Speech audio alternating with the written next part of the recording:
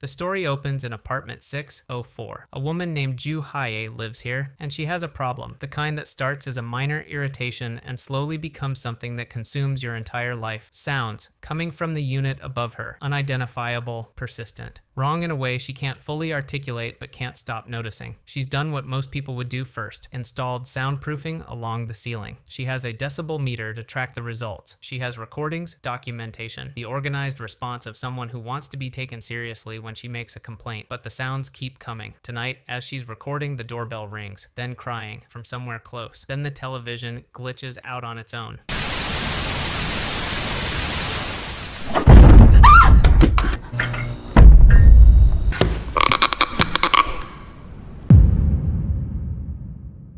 A few days later, the story shifts to Ju Hae's younger sister, Ja Young. Ja Young has a hearing impairment and relies on assistive devices to communicate. She's at work when her phone rings. A detective. He says he's investigating a disappearance. Ju Hae is missing. Ja Young goes directly to the apartment. On the door, a notice, aggressive in tone, addressed to Ju Hae, accusing her of making noise, disturbing the peace. The irony lands quietly and lands hard. Inside, the apartment is in disarray. Ja Young calls her sister. Nothing. She tries again. Nothing. This isn't like Ju Hae. Ja Young goes to Ju Hae's workplace and finds her boyfriend, Kai-han. She asks what Ju Hae was like in the days before she disappeared. Ki-han says almost every call ended the same way. Ju Hae asking him, "Did you hear that? Can you hear something? Is there a sound?" He never heard anything. Back at the apartment that night, Ja Young searches more carefully. She finds the phone in Ju Hae's bag, the charger on the floor, and the floor itself damaged, damp. The doorbell rings. Ja Young checks the camera feed. Someone is standing outside but not identifying themselves. She looks through the peephole. It's the neighbor from downstairs, the same person who left the threatening note on the door. Jung Sim doesn't wait for an explanation. She delivers her message directly. If Ja Young keeps making noise, she'll make her regret it. The threat is specific and ugly. Then she leaves.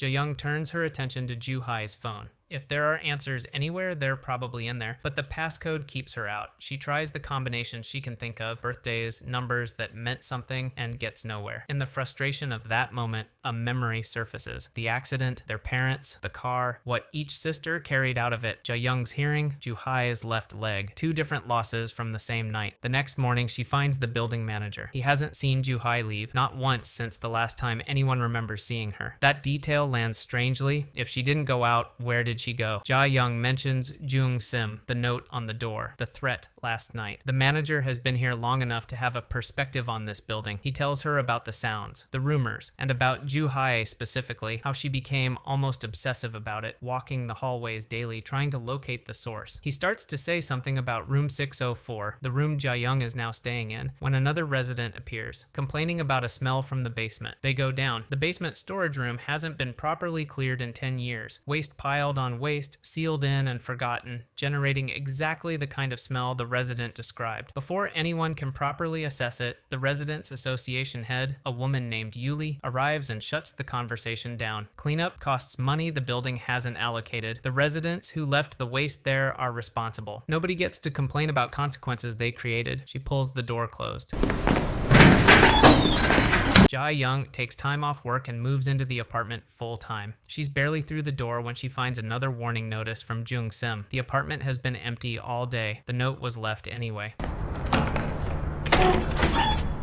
While unpacking, she finds a small box she doesn't recognize, a hearing aid, a birthday gift from Ju Hae for today. Ja Young looks at the box for a long moment, then picks up the phone. Her birthday, the passcode, it works. She goes straight to the recent call log, the last number Ju Hae dialed. No answer when Ja Young calls it back. Then she finds the recordings, Ju Hae's documentation, weeks of audio files organized by date, each one capturing whatever sound was disturbing her.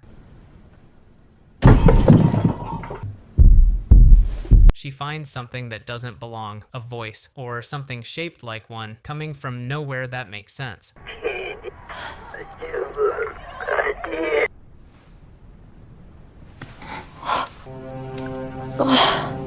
She's still processing what she heard when the doorbell rings. She checks the feed, Ju Hae's voice, asking to be let in. Ja Young reaches for the door, and whatever is on the other side of it sends a sound through her hearing device that drops her to her knees in pain.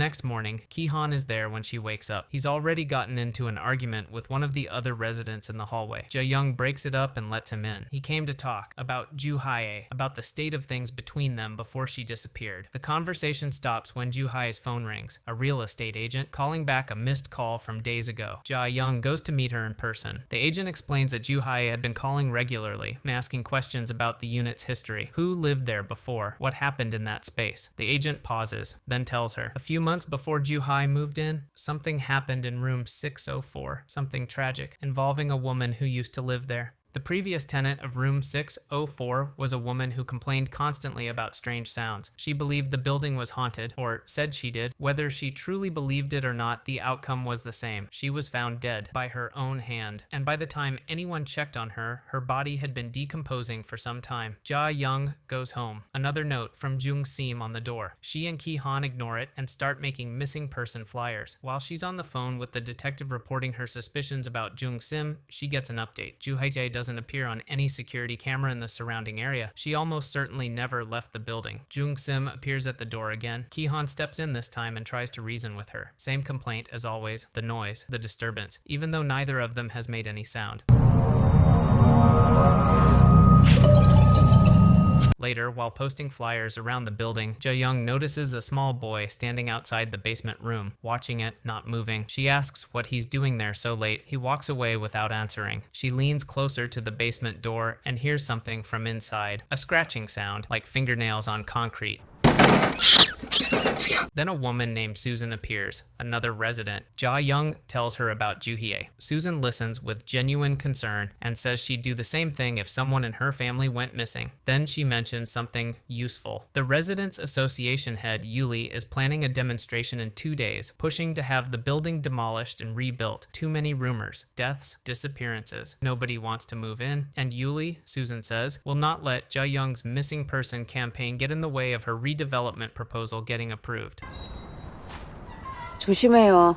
Back in the apartment, Jae-young splashes water on her face, then hears her sister's voice coming from the pipes. She's still trying to process that when the front door opens. Ju-hae walks in. She looks at Jae-young, and instead of relief or gratitude, what comes through is something closer to disappointment, that it took a disappearance for her sister to show up. That Jae-young only seems to care when things reach a crisis. Whatever Ju-hae experienced while she was gone, she isn't ready to talk about it yet, and Jae-young doesn't know what to say first.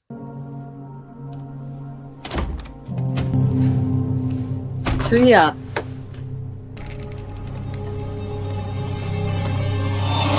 It was a dream. Again, Jae-young wakes up. Her hearing aid has died, battery drained while she slept. The silence that follows is total. While it charges, she notices something on her phone. An alert, a sound. She follows it to the window. A dark figure on the other side of the glass.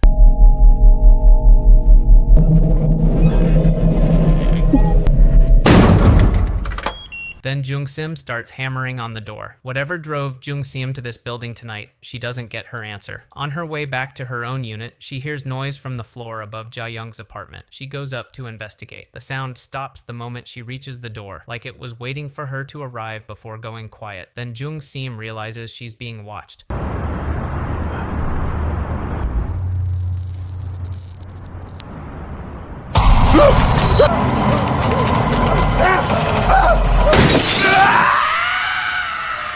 By morning, she's dead. Police secure the scene. Jae-young tells the detective what she knows. The threatening notes, the harassment, the possibility that Ju-hae's disappearance connects to the woman downstairs. The detective's partner finds no evidence of anyone else in Jung-sim's unit. Jae-young is told to be patient, not to jump to conclusions. Yuli cuts into the conversation. She tells anyone listening that Jae-young is clearly unstable, imagining voices from pipes, disrupting the redevelopment proposal, making things worse for everyone. Then Yuli says something that stops Jae-young cold. Everyone who has lived in room 604 has behaved strangely. The pattern goes back further than Ju-hae, further than the previous tenant who was found decomposed. It includes Jung-sim downstairs and a woman who lived in the unit directly above. Jae-young finds Susan and asks her directly. Jae-young arrives at Susan's door for the first time. A girl runs past. Susan's daughter, quick and unbothered. Susan Susan watches her go with the tired affection of someone who has given up trying to slow her child down. Ja-young gets to the point. What happened to Jung-sim? Why did people think she was losing her mind? Susan tells her. About a year ago, the woman living in room 604, who happened to be the residents' association head at the time, became increasingly sensitive to noise. Footsteps from her own daughter running through the apartment, small sounds that accumulated into something she couldn't tolerate. What she didn't realize was that the same sounds were traveling downward into Jung-sim's unit, building the same resentment in reverse. It ended badly. The woman in 604 died at Jung-sim's hands.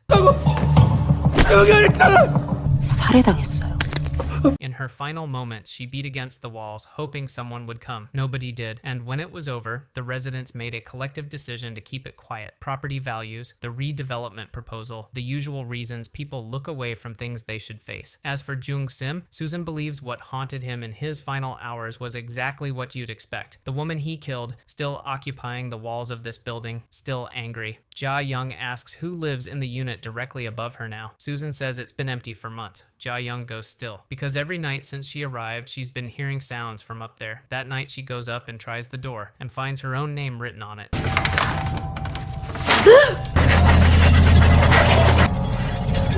The next morning, distributing flyers, she notices how little anyone around her actually cares about finding Ju-hai. The redevelopment meeting is all anyone wants to talk about.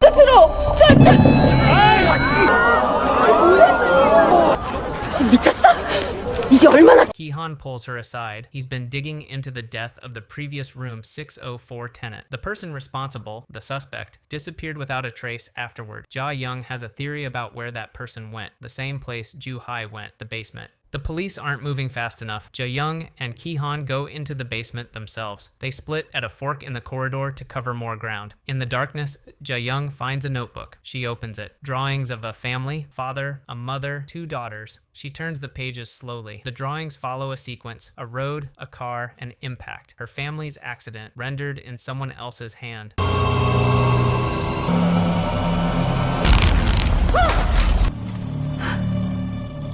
Ki-han doesn't come back. Ja-young goes looking for him and finds something that makes her lose consciousness before she can process what she's seeing. 왜요? 왜 이래요?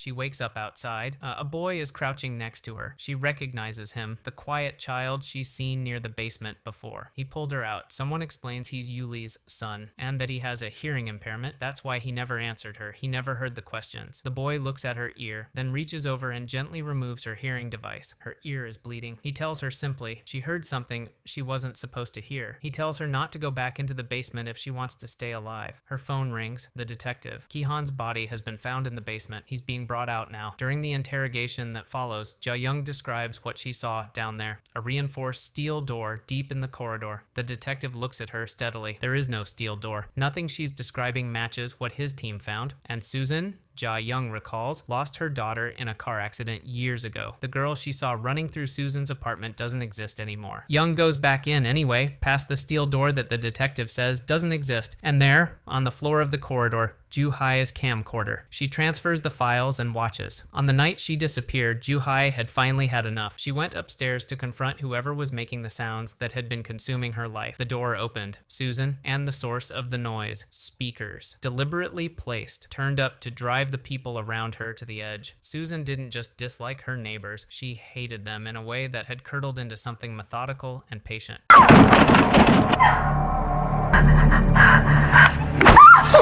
The truth lands all at once. Susan isn't just disturbed, she's responsible for Ju-hai's disappearance. Ja-young hears something nearby, her sister's voice, close. She finds Ju-hai alive. She gets her arm around her and starts moving toward the exit. Then Susan appears. She knows the recording has been found. She knows what it shows. Ja-young hides Ju-hai and draws Susan's attention toward herself instead. Susan talks as she searches. She explains almost calmly that the woman upstairs deserved what happened to her, that that the noise never stopped, that nobody listened until she made them stop. Ja Young reminds her that Susan's daughter died years ago, that she couldn't have seen her. Susan fires back, but Ja Young saw her too, which means they're both seeing things that aren't there. Maybe, Susan says, they're both crazy. Ja Young's hearing aid dies at the worst possible moment. She switches to her phone, using it to detect sound to navigate the dark by frequency.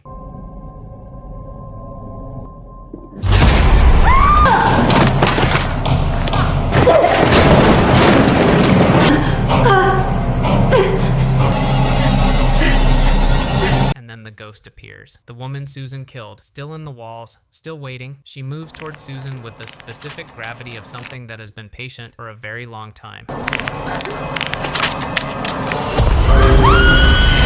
Ja Young doesn't wait to see what happens next. She gets Ju-hai, gets to the door, and locks Susan inside with whatever is in there with her. Outside, in the light, Ja Young looks at her sister and tells her quietly, "Stop listening to sounds you were never meant to hear." In the days that follow, the neighbors decide Ja Young has lost her mind. She insists Ju-hai is alive, living with her, right there in apartment 604. The neighbors exchange glances, and the building stays quiet for now.